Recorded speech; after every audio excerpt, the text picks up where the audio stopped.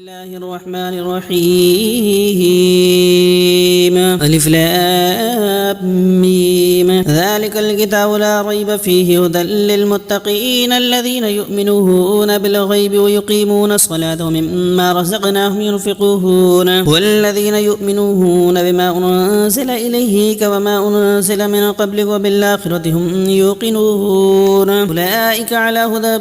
من ربهم وأولئك هم المفلحون إن الذين كفروا سواء عليهم أنذرتهم أم لم تنذرهم لا يؤمنون ختم الله على قلوبهم وعلى سمعهم وعلى أبصارهم غشاوة ولهم عذاب عظيم ومن الناس من يقول آمنا بالله وباليوم الآخر وما هم بمؤمنين يخادعون الله والذين آمنوا وما يخدعون إلا أنفسهم وما يشعرون في قلوبهم مرض فزادهم الله مرضا ولهم عذاب أليم بما كانوا يكذبون وإذا قيل لهم لا تفسدوا في الأرض قالوا إنما نحن مصلحون ألا إنهم هم المفسدون ولكن لا يشعرون وإذا قيل لهم آمنوا كما آمن الناس قالوا ونؤمن كما آمن السفهاء ألا إنهم هم السفهاء ولكن لا يعلمون وإذا لقوا الذين آمنوا قالوا آمنا وإذا خلوا إلى شياطينهم قالوا إنا معكم إنما نحن مستهزئون الله يستهزئ بهم ويمدهم في طغيانهم يعمهون أولئك الذين اشتروا الضلالة بالهدى فما ربحت تجارتهم وما كانوا مهتدين مثلهم كمثل الذي استوقد نارا فلما أضاءت ما حوله ذهب الله بنورهم وتركهم في ظلمات لا يبصرون صم بكم عمي فهم لا يرجعون أو كصيب من السماء فيه ظلمات ورعد وبرق يجعلون أصابعهم في آذانهم من الصواعق حذر الموت والله محيط بالكافرين يكاد البرق يخطف أبصارهم كلما ضاء لهم مشوا فيه وإذا أظلم عليهم قاموا ولو شاء الله لذهب بسمعهم وأبصارهم إن الله على كل شيء قدير يا أيها الناس اعبدوا ربكم الذي خلقكم والذين من قبلكم لعلكم تتقون الذي جعل لكم الأرض فراشا والسماء بناء فنزل من السماء ماء فأخرج به من الثمرات رزقا لكم فلا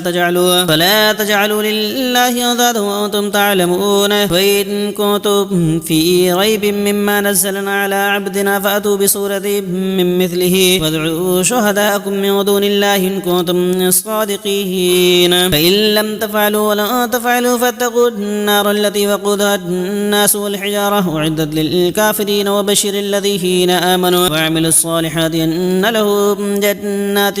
تجري من تحتها الأنهار كلما رزقوا منها من ثمرات رزقا قالوا هذا الذي رزقنا من قبل وأتوا به متشابها ولهم فيها أزواج مطهرة وهم فيها خالدون إن الله لا يستحيي أن يضرب مثلا ما بعودة فما فوقها فأما الذين آمنوا فيعلمون أنه الحق من ربهم وأما الذين كفروا فيقولون ما هذا أرض الله بهذا مثلا يضل به كثيرا ويهدي به كثيرا وما يضل به إلا الفاسقين الذين ينقضون عهد الله من بعد ميثاقه ويقطعون ما أمر الله به أن يوصل ويفسدون في الأرض أولئك هم الخاسرون كيف تكفرون بالله وكنتم أمواتا فأحياكم ثم يميتكم ثم يحييكم ثم إليه ترجعون هو الذي خلق لكم ما في الأرض جميعا ثم استوى إلى السماء فسواهن 7 سماوات وهو بكل شيء عليم وإذا قال ربك للملائكة الملائكة إني جاعل في الأرض خليفة قالوا وتجعل فيها من يفسد فيها ويسفك الدماء ونحن نسبح بحمدك ونقدس لك قال إني أعلم ما لا تعلمون وعلم آدم الأسماء كلها ثم عرضه على الملائكة فقال انبئوني بأسماء هؤلاء إن كنتم صادقين قالوا سبحانك لا علم لنا إلا ما علمتنا إنك أنت العليم الحكيم قال يا آدم أنبئهم بأسمائهم فلما أنبأهم بأسمائهم قال لم أقل لكم إني أعلم غيب السماوات والأرض وأعلم ما تبدون وما كنتم تكتمون فإذ قلنا للملائكة اسجدوا لآدم فسجدوا إلا إبليس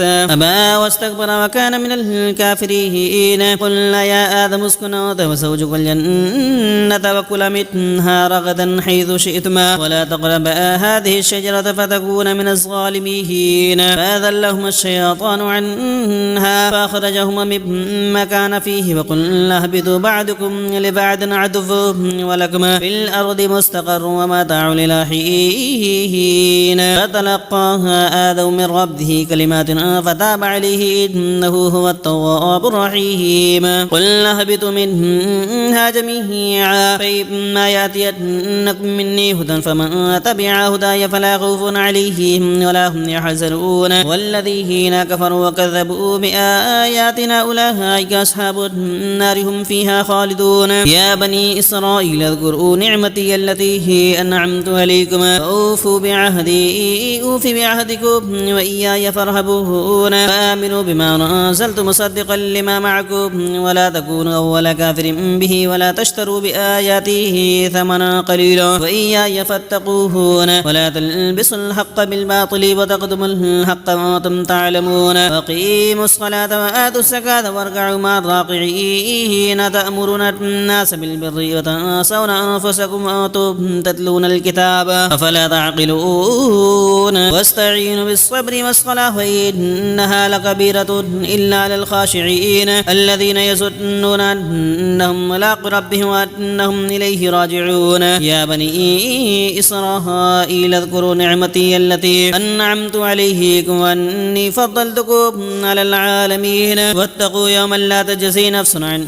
نفس شيء ولا يقبل منها فاعة ولا يؤخذ منها عدل ولا هم ينصرون وإذا نجيناكم من آل فرعون يسومونكم سوء العذاب يذبحون أبناءكم ويستحيون نساءكم في ذلكم بلاء من ربكم عظيم فإذا فرقنا بكم البحر فأنجيناكم وأغرقنا آل فرعون وأنتم تنظرون وإذا وعدنا موسى 40 ليلة ثم اتخذتم العجل من بعده فأنتم ظالمون ثم عفونا عنكم من بعد ذلك لعلكم تشكرون فإذا آتينا موسى الكتاب والفرقان لعلكم تهتدون وإذ قال موسى لقومه يا قوم إنكم سلمتم أنفسكم باتخاذكم العجل فتوبوا إلى بارئكم فاقتلوا أنفسكم ذلكم خير لكم عند بارئكم فتاب عليكم إنه هو التواب الرحيم فإذ قلتم يا موسى لن نؤمن لك حتى نرى الله جهرة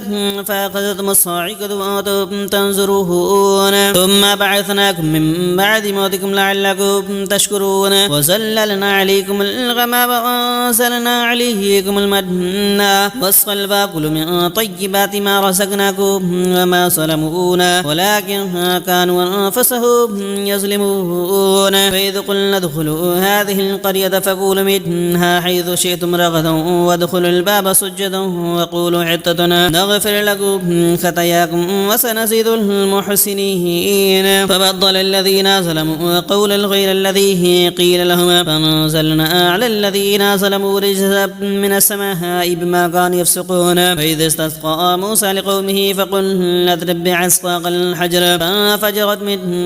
حثنة 10 عين قد علم كل ناس مشربهم كلوا واشربوا من رزق الله ولا تعثوا في الأرض مفسدين فإذ قلتم يا موسى لن نصبر على طعام واحد فادع لنا ربك يخرج لنا مما تنبت الأرض من بقلها وقثائها مائها وفومها وعدسها وبصلها قال تستبدلون الذي هو أدنى بالذي هو خير اهبطوا مصرا فإن لكم ما سألتم وضربت عليهم الذلة والمسكنة وباءوا بغضب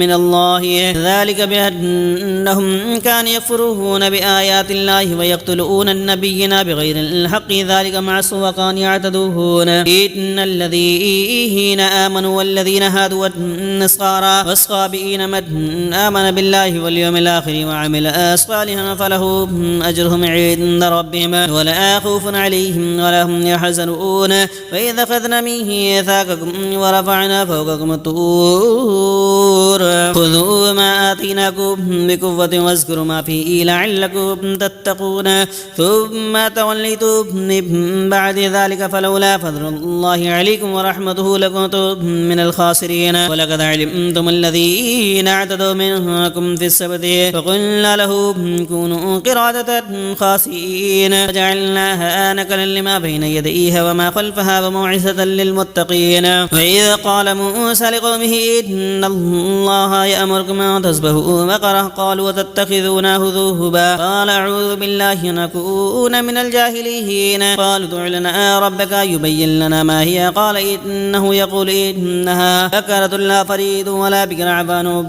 بين ذلك ففعلوا ما تؤمرون قالوا ادع لنا ربك يبين لنا ما لونها قال إنه يقول إنها بقرة صفراء فاقع لونها تسر الناظرين قالوا ادع لنا ربك يبين لنا ما هي إن البقرة شابه علينا فإن إن شاء الله لمهتدون قال إنه يقول إنها بقرة لا ذلول تثير الأرض ولا تسقي الحرث مسلمة لا شية فيها قالوا لا نجئت بالحق فذبحوها وما كانوا يفعلون فإذ قتلتم نفسا فادارأتم فيها والله مخرج ما كنتم تكتمون فقلنا اضربوه ببعدها كذلك يحيي الله الموتى ويوريكم آياته لعلكم تعقلون ثم قست قلوبكم من بعد ذلك فهي كالحجارة أو أشد قسوة وإن من الحجارة لما يتفجر منه الأنهار وإن منها لما يشقق فيخرج منه الماء وإن منها لما يهبط من خشية الله وما الله بغافل عما تعملون أفتطمعون أن يؤمنوا لكم وقد كان فريق منهم يسمعون كلام الله ثم يحرفونه من بعد ما عقلوه وهم يعلمون فإذا لقوا الذين آمنوا قالوا آمنا وإذا خلا بعضهم إلى بعضنا قالوا وتحدثونهم بما فتح الله عليكم ليحاجكم به عند ربكم فلا تعقلون أفلا يعلمون أن الله يعلم ما يسرون وما يعلنون ومنهم أميون لا يعلمون الكتاب إلا أماني وإنهم إلا يظنون فويل للذين يكتبون الكتاب بأيديهم ثم يقولون هذا من عند الله ليشتروا به ثمنا قليلا فويل لهم مما كتبت أيديهم وويل لهم مما يكسبون قالوا لا تمسنا النار إلا أياما معدودات قل اتخذتم عند الله عهدا فلن يخلف الله عهده أم تقولون على الله ما لا تعلمون بلى من كسب سيئة وأحاطت به خطيئته فأولئك أصحاب النار هم فيها خالدون والذين آمنوا وعملوا الصالحات أولئك أصحاب الجنة هم فيها خالدون وإذا أخذنا ميثاق بني إسرائيل لا تعبدون إلا الله وبالوالدين إحسانا وذي القربى واليتامى والمساكين وقولوا للناس حسنا وقيهم الصلاة فآتوا الزكاة ثم توليتم إلا قليلا منكم وأنتم معرضون وإذا أخذنا ميثاقكم لا تسفكون دماءكم ولا تخرجون أنفسكم من دياركم ثم أقررتم وأنتم تشهدون ثم أنتم هؤلاء تقتلون أنفسكم وتخرجون فريقا منكم من ديارهم تساهرون عليهم بالإثم والعدوان وإن يأتكم أسارى تفادوهم وهو محرم عليكم إخراجهم فتؤمنون ببعض الكتاب وتكفرون ببعضنا فما جزاء من يفعل ذلك منكم إلا خزي في الحياة الدنيا ويوم القيامة يردون يردون إلى شد العذاب وما الله بغافل عما تعملون أولئك الذين اشتروا الحياة الدنيا بالآخرة فلا يخفف عنهم العذاب ولا هم ينصرون ولقد آتينا موسى الكتاب وقفينا من بعده بالرسول وآتينا عيسى ابن مريم البينات وأيدناه بروح القدس أفكلما جاءكم رسول بما لا تهوى أنفسكم استكبرتم ففريقا كذبتم وفريقا تقتلون وقالوا قلوبنا غلف بل لعنهم الله بكفرهم فقليلا ما يؤمنون ولما جاءهم كتاب من عند الله مصدق لما معهم وكانوا من قبل يستفتحون على الذين كفروا فلما جاءهم ما عرفوا كفروا به فلعنة الله على الكافرين بئس ما اشتروا به أنفسهم أن يكفروا بما أنزل الله بغيا أن ينزل الله من فضله على من يشاء من عباده فباءوا بغضب على غضب وللكافرين عذاب مهين وإذا قيل لهم آمنوا بما أنزل الله قالوا نؤمن بما أنزل علينا ويكفرون بما وراءه وهو الحق مصدقا لما معهم قل فلما تقتلون أنبياء الله من قبل إن كنتم مؤمنين ولقد جاءكم موسى بالبينات ثم اتخذتم العجل من بعده وأنتم ظالمون وإذا أخذنا ميثاقكم ورفعنا فوقكم الطور خذوا ما آتيناكم بقوة واسمعوا قالوا سمعنا وعصينا وشربوا في قلوبهم العجل بكفرهم قل بئس ما يأمركم به إيمانكم إن كنتم مؤمنين قل إن كانت لكم الدار الآخرة عند الله خالصة من دون الناس فتمنوا الموت إن كنتم صادقين ولن يتمنه أبدا بما قدمت أيديهم والله عليم بالظالمين ولتجدنهم أحرص الناس على حياة ومن الذين أشركوا يود أحدهم لو يعمر 1000 سنة وما هو بمزحزحه من العذاب أن يعمر والله بصير بما يعملون قل من كان عدوا لجبريل فإنه نزله على قلبك بإذن الله مصدقا لما بين يديه وهدى وبشرى للمؤمنين من كان عدوا لله وملائكته ورسله وجبريل وميكال فإن الله عدوا للكافرين ولقد نزلنا إليك آيات بينا وما يكفر بها إلا الفاسقون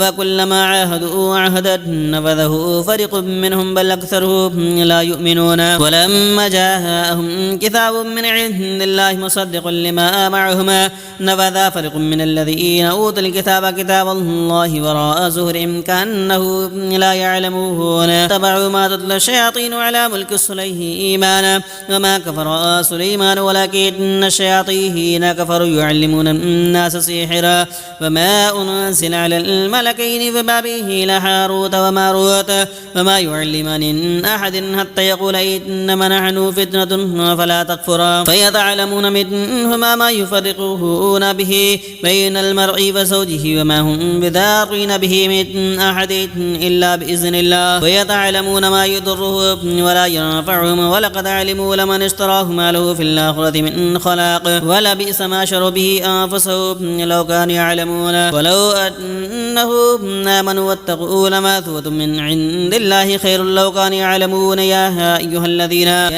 الذين آمنوا لا تقولوا راعنا وقولوا انظرنا واسمعوا وللكافرين عذاب أليم ما يود الذين كفروا من أهل الكتاب ولا المشركين أن ينزل عليكم من خير من ربكم والله يختص برحمته من يشاء والله ذو الفضل العظيم ما ننسخ من آيات أو ننسها نأتي بخير منها أو مثلها ألم تعلم أن الله على كل شيء قدير ألم تعلم أن الله له ملك السماوات والأرض وما لكم من دون الله من ولي ولا نصير أم تريدون أن تسألوه رسولكم كما سئل موسى من قبل ومن يتفضل الكفر بالإيمان فقد ضل سواء السبيل ود كثير من أهل الكتاب لو يردونكم من بعد إيمانكم كفارا حسدا من عند أنفسهم من بعد ما تبين لهم الحق فاعفوا واصفحوا حتى يأتي الله بأمره إن الله على كل شيء قدير وأقيموا الصلاة وآتوا الزكاة وما تقدموا لأنفسكم من خير تجده عند الله إن الله بما تعملون بصير. وقالوا لن يدخل الجنة إلا من كان هدى أو نصارى تلك أمانيهم قل هاتوا برهانكم إن كنتم صادقين بلى من أسلم وجهه لله وهو محسن فله أجره عند ربه ولا خوف عليهم ولا هم يحزنون. وقالت اليهود ليست النصارى على شيء وقالت النصارى ليست اليهود على شيء وهم يتلؤون الكتاب كذلك قال الذين لا يعلمون مثل قولهم فالله يحكم بينهم يوم القيامة فيما كانوا فيه يختلفون. ومن أسلم ممن منع مساجد الله أن يذكر في اسمه وسعى في خرابها أولئك ما كان لهم أن يدخلها إلا خائفين لهم في الدنيا خزي ولهم في الآخرة عذاب عظيم ولله المشرق والمغرب فأينما تولوا فثم وجه الله إن الله واسع عليم. وقالوا اتخذ الله ولدا سبحانه وله ما في السماوات والأرض كل له قانتون ودع السماوات والأرض وإذا قضى أمرا فإنما يقول له كن فيكون. قال الذين لا يعلمون لولا يكلمون الله أو تأتينا آية كذلك قال الذين من قبلهم مثل قولهم تشابهت قلوبهم قد بينا الآيات لقوم يوقنون إنا أرسلناك بالحق وشيرا ونذيرا ولا تسألوا عن أصحاب الجحيم ولن ترضى عنك اليهود ولا النصارى حتى تتبع ملتهم قل إن هدى الله هو الهدى ولئن اتبعت أهواءهم من بعد ما جاءك من العلم ما لك من الله من ولي ولا نصير. الذين آتيناهم الكتاب يتلونه حق تلاوته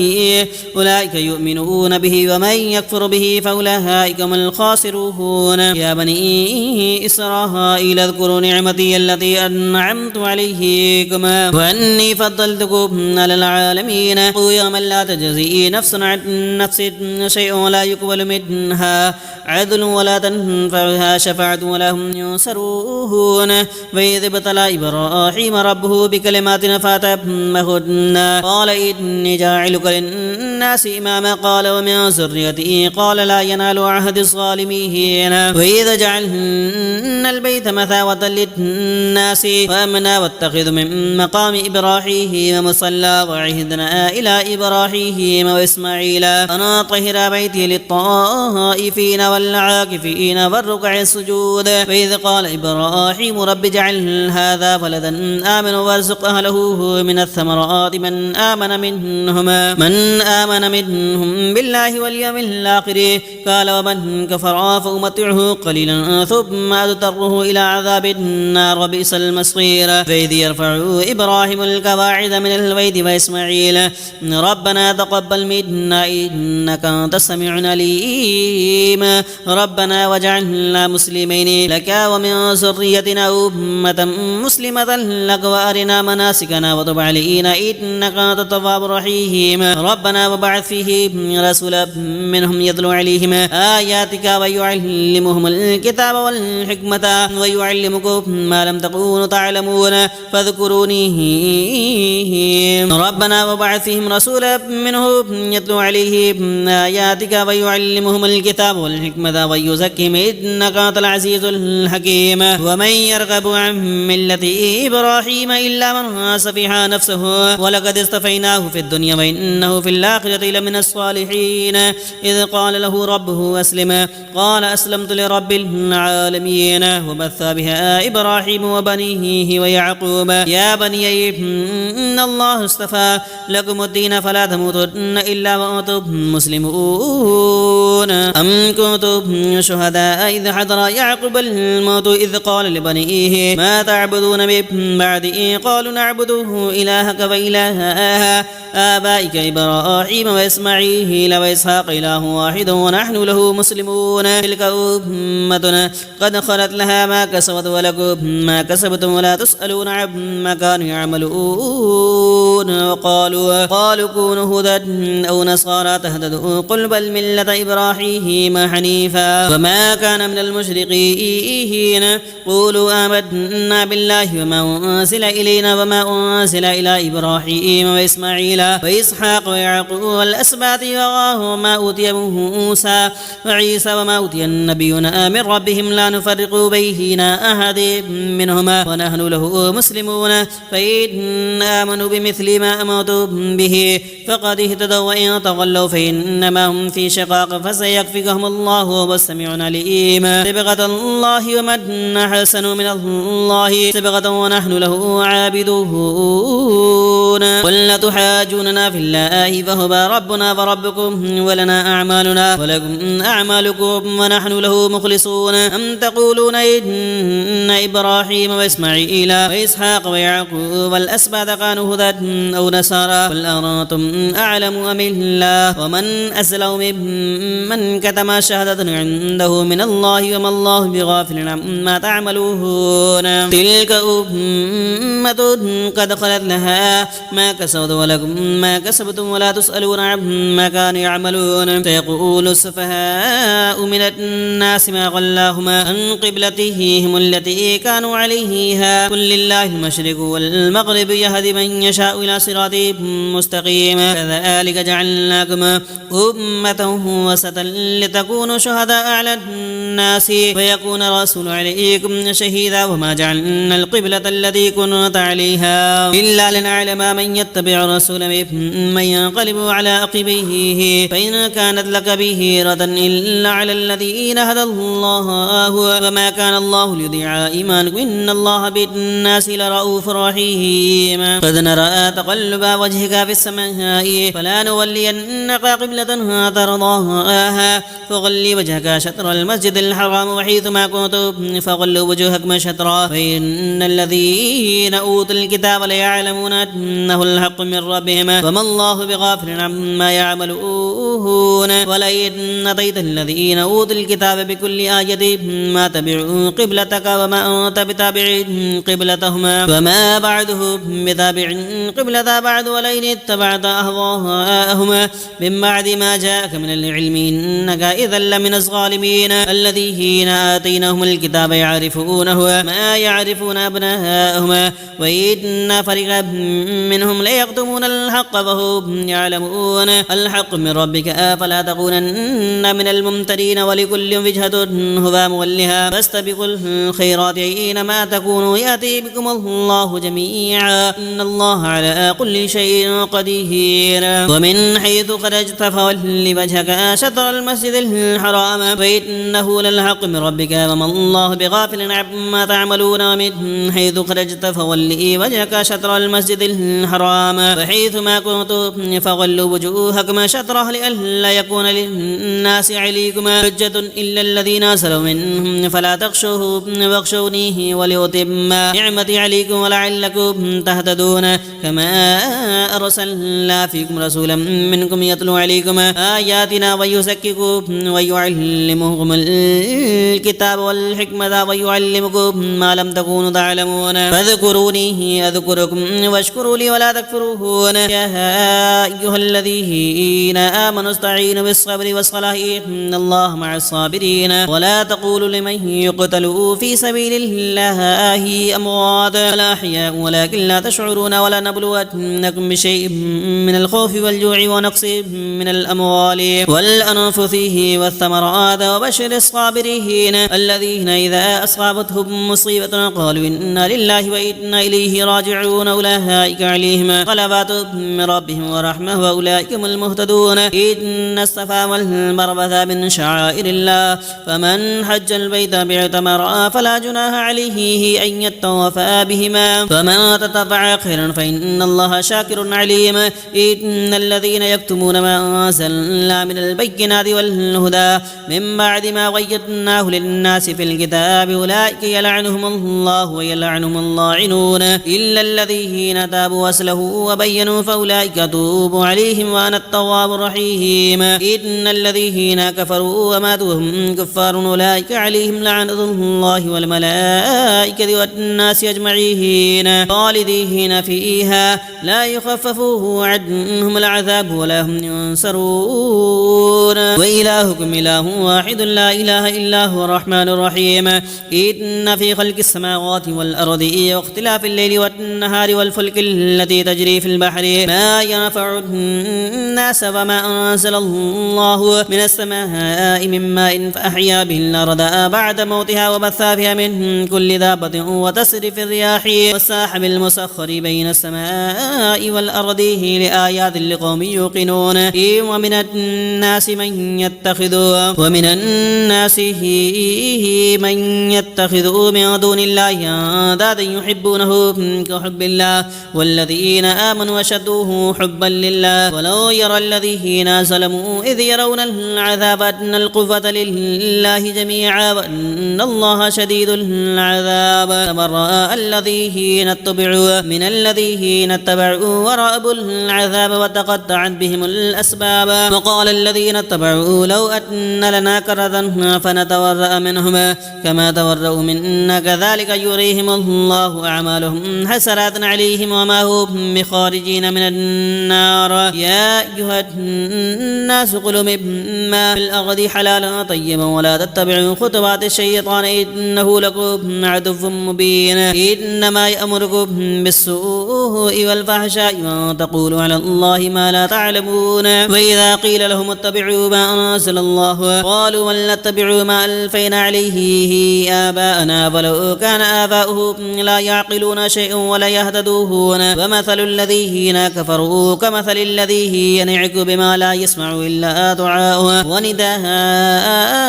ثم بكم عميا فهم لا يعقلون يا أيها الذين آمنوا كلوا من طيبات ما رزقناكم واشكروا لله إن كنتم إياه تعبدون إنما حرم عليكم الميتة والدم ولحم الخنزير وما أهل به لغير الله فمن اضطر غير باغ ولا عاد فلا إثم عليه إن الله غفور رحيم إن الذين يكتمون ما أنزل الله من الكتاب ويشترون به ثمنا قليلا أولئك ما يأكلون في بطونهم إلى النار ولا يكلمهم الله يوم القيامة ولا يزكيهم ولهم عذاب أليم أولئك الذين اشتروا الضلالة بالهدى والعذاب بالمغفرة فما أصبرهم على النار ذلك بأن الله نزل الكتاب بالحق فإن الذين اختلفوا في الكتاب لفي شكاك بعيد ليس البر أن تولوا وجوهكم قبل المشرق والمغرب ولكن البر من آمن بالله واليوم الآخر والملائكة والنبيين وآتى المال على حبه ذوي القربى واليتامى والمساكين وابن السبيل والصائلين في الرقاب وأقام الصلاة وآتى الزكاة والموفون بعهدهم إذا عاهدوا والصابرين في البأساء والضراء وحين البأس أولئك الذين صدقوا وأولئك هم المتقون يا أيها الذين آمنوا كتب عليكم القصاص في القتلى الحر بالحر والعبد بالعبد والأنثى بالأنثى فمن عفي له من أخيه شيء فاتباع بالمعروف وأداء إليه بإحسان ذلك تخفيف من ربك ورحمة فمن اعتدى بعد ذلك فله عذاب أليم ولكم في القصاص حياة يا أولي الألباب لعلكم تتقون كتب عليكم إذا حضر أحدكم الموت إن ترك خيرا الوصية للوالدين والأقربين بالمعروف حقا على المتقين فمن بدله بعد ما سمعه فإنما إثمه على الذين يبدلونه إن الله سميع عليم فمن خاف من موص جنفا أو إثما فأصلح بينهم فلا إثم عليه إن الله غفور رحيم إن الذين آمنوا كتب عليكم الصيام كما كتب على الذين من قبلكم لعلكم تتقون أياما معدودات فمن كان منكم مريضا أو على سفر فعدة من أيام أخرى وعلى الذين يطيقونه فدية طعام مسكين فما تتبع خير فهو خير له وتصوموا خير لكم إن كنتم تعلمون شهر رمضان الذي أنزل في القرآن هدى للناس وبينات من الهدى والفرقان فمن شهد منكم الشهر فليصمه ومن كان كان مريضا أو على سفر فعدة من أيام أخرى يريد الله بكم اليسر ولا يريد بكم العسر ولتكملوا العدة ولتكبروا الله على ما هداكم ولعلكم تشكرون. وإذا سألك عبادي عني فإني قريب أجيب دعوة الداعي إذا دعني فليستجيبوا لي وليؤمنوا بي لعلهم يرشدون. صدق الله العظيم.